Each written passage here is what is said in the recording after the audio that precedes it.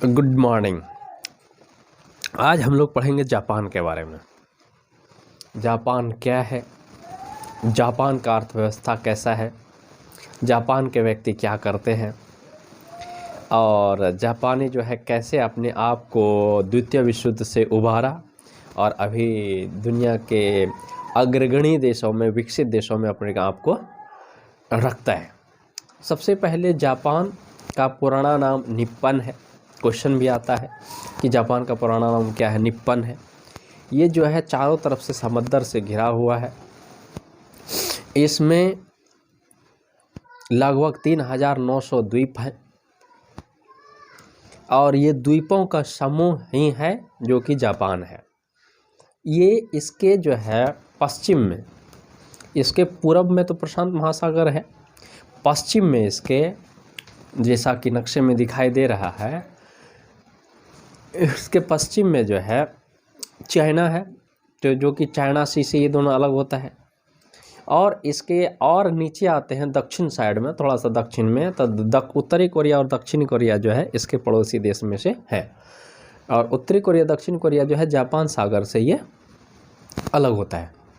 अब बात करते हैं जापान का अर्थव्यवस्था कैसा है। सब बात बारी बारी से सब बात करेंगे हम। सबसे पहले जापान जो है, यदि बात करें शुरुआत का, तो ये कृषि प्रधान देश हुआ करता था और ये औद्योगिक, अभी भी कृषि प्रधान है, औद्योगिक है, क्योंकि सबसे ज़्यादा ऐसा एरिया है 13.5%। 13.5% पर जो है, यहाँ 13.5% दिख रहा हो, 13.4, 13.5% पर जो है जापान खेती करता है। और उसके बाद 4.6% ये है उसका आवास स्थल।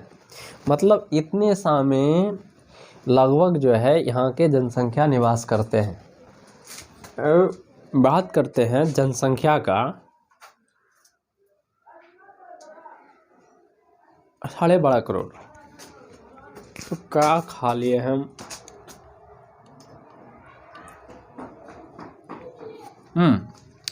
इसका 12.5 करोड़ जनसंख्या जो है उसके क्षेत्रफल का मात्र 4.6% पर है। और इसका क्षेत्रफल भी है 3,77,975 वर्ग किलोमीटर दिख रहा होगा, 3,77,975 किलोमीटर।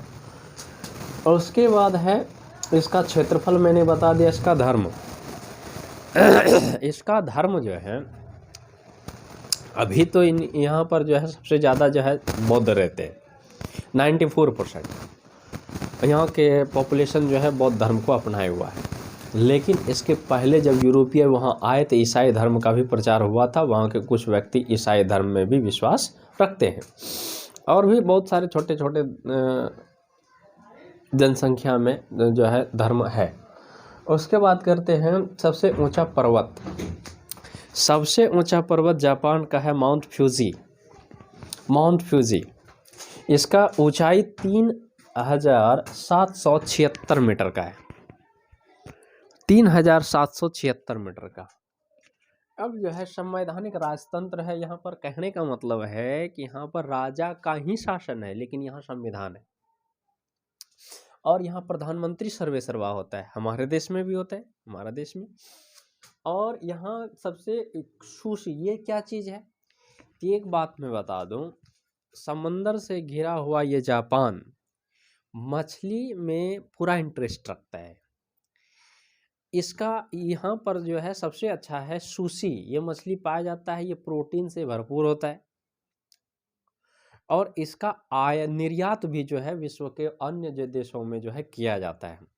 और इतना ही नहीं, इसके खपत में, निर्यात तो करता ही, इसके खपत में जो है उसमें से 25% विदेशों से मंगवाया जाता है। आयात भी करता है मछली का, और सुशी मछली का निर्यात करता है, क्योंकि विश्व में इसका मांग है, प्रोटीन से युक्त है, ज़्यादा प्रोटीन इसमें पाया जाता है। इसके बाद है सूर्योदय। सूर्योदय जो है कैसे हुआ, 660 BC में। सूर्योदय मतलब इसका जापान का उदय। ये जो है ऐसा यूं तो ये कह रहा है कि हम जो चाइना से भी पुराने हैं, हमारे सभ्यता जो है चाइना से भी पुराना है, मतलब सबसे पुराना हमारा सभ्यता ही है। लेकिन बात यह है, इसको यहाँ लगा लेता हूँ। बात यह है, एक मिनट। अब यहाँ का देखते हैं 660 बीसी में, 660 ईस्वी पूर्व में जो है ऐसा माना जाता है इस समय से इसका सभ्यता का शुरुआत हुआ है। यहाँ के धर्म के अध्ययन से ये ज्ञात होता है कि इन लोगों का कहना है कि सूर्य और चंद्रमा इनके वंशज हैं, और इन्हीं के अनुसार से जो है एक व्यक्ति को भेजा गया है जिसका नाम है अमातेरासु, उसका पौत्र है, और वो उसे जो है भेजा गया था जापान पर शासन करने के लिए। और उसके बाद उनको उस जापान में एक राजा हुआ जिसका नाम हुआ जिम्मू। वो राजा नहीं था, अमातेरासु वो शासक है। वो क्या है ऐसा वर्णन कुछ नहीं है।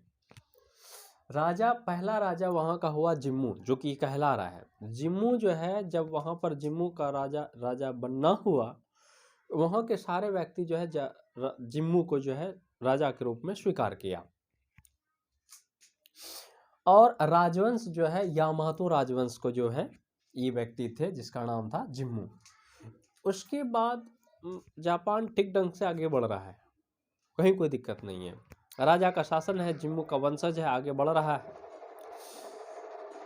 चौथी पांचवी शताब्दी तक, मतलब 660 से लेकर चौथी पांचवी शताब्दी तक आ चुके हैं हम।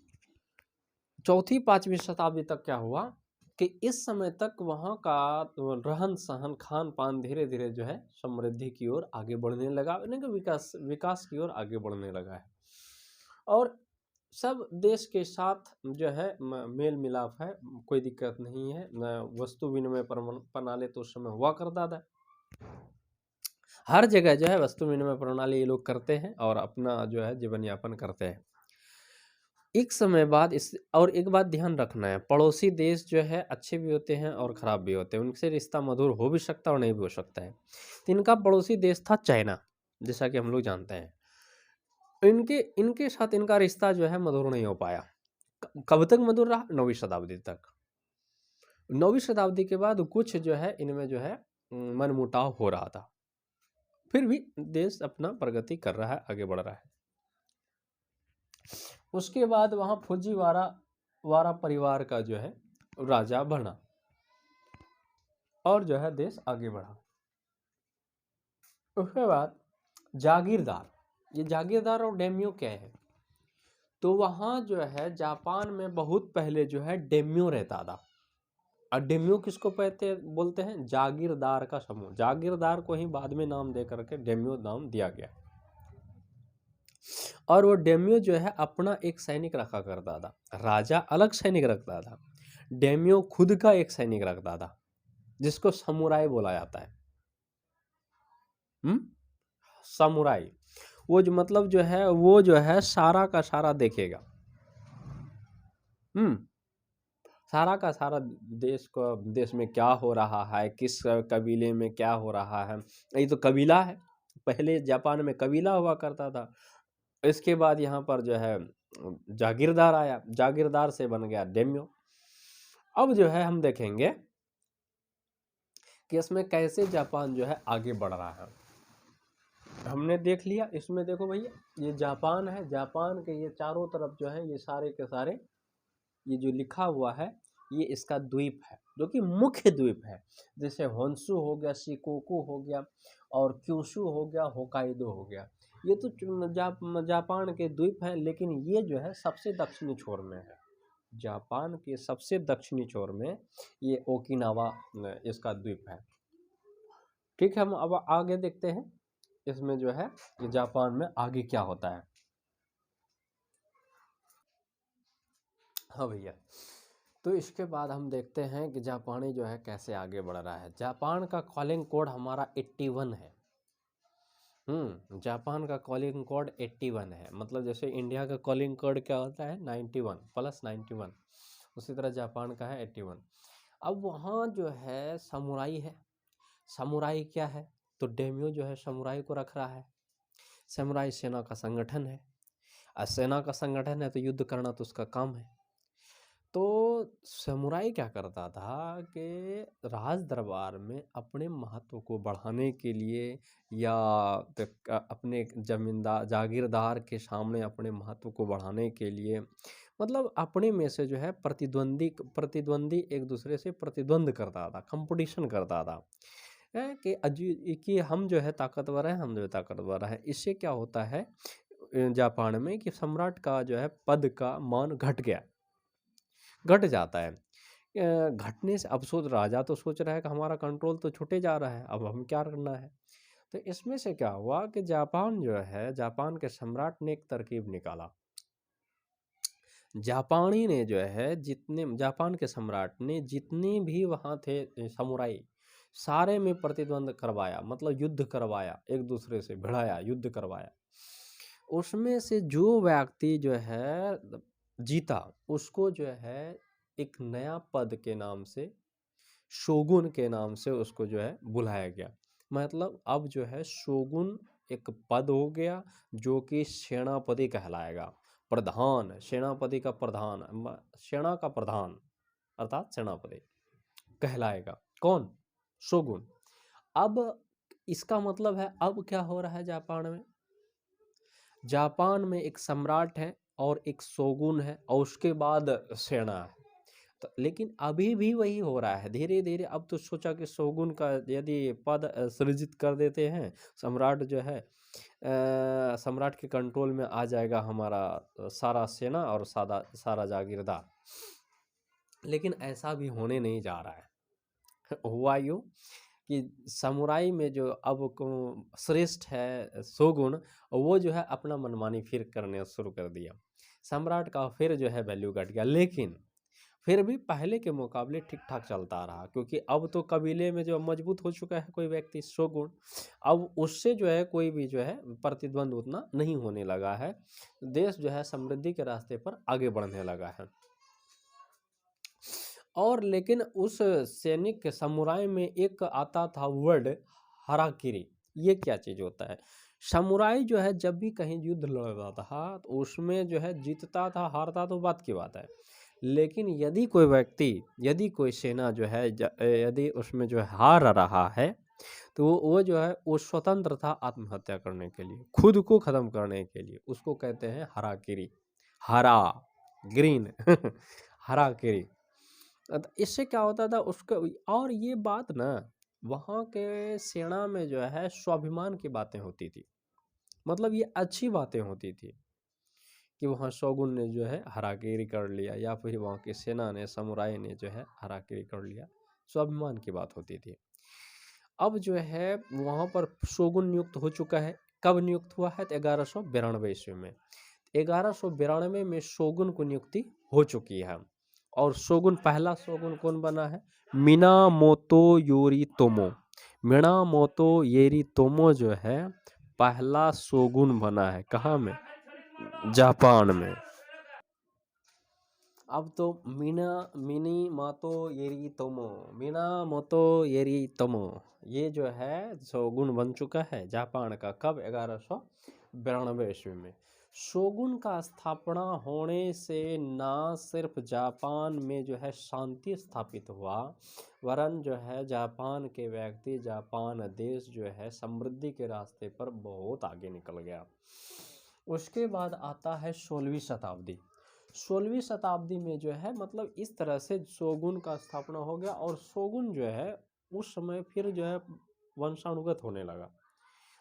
राजा की पदवी जो है वंशानुगत होने लग गया। इसलिए हमने कहा संविधान है लेकिन चुनाव नहीं हो रहा है।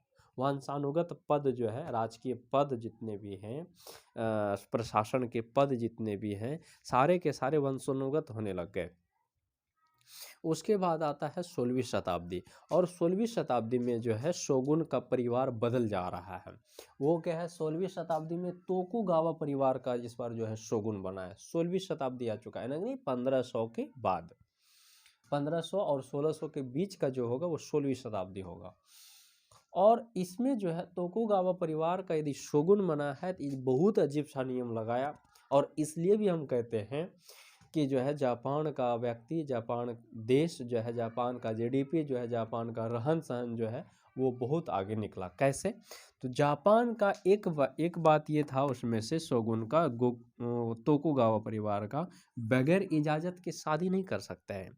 मतलब वहाँ के जितने सेना थे सारे के सारे जो है एक बात को ये मानने लग गया, किसके? शोगुन के बात को, कि वहाँ यदि शादी विवाह संपन्न होगा तो बगैर शोगुन की इजाज़त के नहीं होगा। सम्राट तो कठपुतली है, किसका? शोगुन का। शोगुन के पास सेना का संगठन है, सेना का खुद सेनापति है ये शोगुन, और इसलिए भी जो है वहाँ मतलब हर चीज़ पर बैन लगाया गया। जैसे हम देख पा रहे हैं कि 250 डेमियो को कंट्रोल में रख लिया। डेमियो जो कि जागीरदार अर्थात डेमियो जो कि समुराई को रखा करता था, जो कि सेना वृद्धि पर बैन कर दिया। समुराई खुद पहले जागीरदार का ही हुआ करता था, जागीरदार जो है सेना को रखता था, लेकिन अब जो है जागीरदार सेना को नहीं रख सकता है और उसमें वृद्धि नहीं कर सकता है। और सेना वो किसके कंट्रोल में है? तो सेनापति के कंट्रोल में है। किलाबंदी नहीं कर सकता है, मतलब अपने राज्य का जो है किला नहीं बना सकता है कि वो बगैर इजाज़त के। यदि शोगुन चाहेगा तो वो किला बना सकता है या उसके इजाज़त के बाद ही किला बन सकता है, अन्यथा किला नहीं बनेगा। किला दुर्ग बनता है ना, राजा के महल का तो चारों तरफ से किला से घेर दिया जाता है, पद्मावती में देखे होंगे। उसके बाद समुराई पर कंट्रोल कर लिया, कौन? शोगुन। मतलब हर तरीके से जो है कंट्रोल कर रहा है, कौन? शोगुन। किसको? देश को, सारे व्यक्ति को, सारे प्रशासन को। उसके बाद किसान को शस्त्र रखने पर बैन कर दिया गया, जैसा कि हमने कहा। उसके बाद डेमियो अपने जागीर के राजधानी में ही रहने लगा। कहने का मतलब अब जो है पहले जो है जहाँ तहाँ रह जाया करता था कि सारा तो हमारा ही कंट्रोल नहीं था उस पर। अब जो है जागीरदार जो है अपने जागीर के राजधानी में रहेगा, और यदि कभी मान लेते हैं कोई काम कर रहा है, कोई बड़ा व्यापार कर रहा है या कहीं ज़मीन का इधर से उधर कर रहा है, उसमें साख के रूप में शोगुन जो है उसके परिवार के सदस्य को रख लेता था, मतलब अपने बच्चे को ही जो है उसको रखना पड़ता था। तभी जो है राजा ये शोगुन के जितने जागीरदार थे वो अपना काम कर सकते हैं। मतलब विश्वास के तौर पर जो है बहुत ही रिस्ट्रिक्ट कानून कर दिया गया था, प्रशासन कर दिया गया था। अपने बच्चे को यहाँ तक गिरवी रखना पड़ रहा था, तब जो है व्यापारी या फिर कोई भी व्यक्ति वहाँ जो है जागीर के व्यक्ति जो है काम कर पाते थे।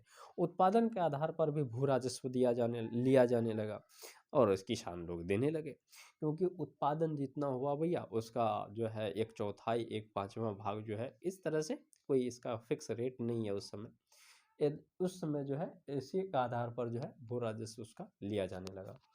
प्रमुख नगरों एवं खानों पर जो है अधिकार हो गया। मतलब जितने भी नगर थे, जो कि मालूम है ये ऐसा देश बना है जो कि यूरोप में, उस समय यूरोप में वैसा शहर नहीं होता था। जिस जमाने में नागासाकी का जनसंख्या 50,000 था, वैसा कम ही था यूरोप में। लेकिन ये द्वीप होने के बावजूद, चारों तरफ से पानी से घिरा हुआ होने के बावजूद भी जो है इसमें जो है 50,000 जनसंख्या जो है एक शहर में रहने लगा, जो कि बहुत बड़ी बात थी उस जमाने की। अब हम देखेंगे इसके आगे जो है नेक्स्ट क्लास में, तब तक के लिए तो इसमें हमने क्या पढ़ा देख लिए हो, सारा का सारा जो है इसमें फिर से रिव्यू हम कर लेंगे कि 1192 में जो है मिनामोतो येरितोमो जो है प्रथम शोगुन बना, इसका कॉलिंग कोड 81 है। उसके बाद जो है बगैर इजाज़त के वहाँ शादी नहीं होने लगा। कब? जब 16वीं शताब्दी में तोकुगावा परिवार का शोगुन स्थापित हो गया, बन गया। 250 डेमियो को जो है वो कंट्रोल करने लगा, सेना वृद्धि में रोक लगा दिया गया, किलाबंदी जो है बंद कर दिया गया, समुराई पर जो है कंट्रोल हो गया। उसके बाद किसान शस्त्र रखने से जो वंचित हो गया। किसान को शस्त्र पहले क्या था, सभी लोग रखते थे, लेकिन अब जो है समुराई जैसे इसके शोगुन के पद का सृजन हो जाने के बाद जो है वहाँ पर किसान को जो है शस्त्र रखने से मना कर दिया गया। भैया तुम शस्त्र नहीं रख सकते हो, हथियार नहीं रख सकते हो। डेमियो अपने जागीर की राजधानी में रहने के लगा है, मतलब इधर उधर नहीं, जहाँ चाह वहाँ रहा, ऐसी बात नहीं है। तुम जागीर है तुम्हारा, जागीर का जो राजधानी है वहीं रहोगे, यहाँ सम्राट रहेगा, शोगुन रहेगा। उसके बाद उत्पादन के आधार पर भी भू राजस्व लिया जाने लगा, जैसा कि अभी तक टैक्स तो सब दिन से चला आ रहा है, टैक्स तो लेगा। उसके बाद प्रमुख नगरों और खानों पर भी शोगुन का अधिकार हो गया। धन्यवाद।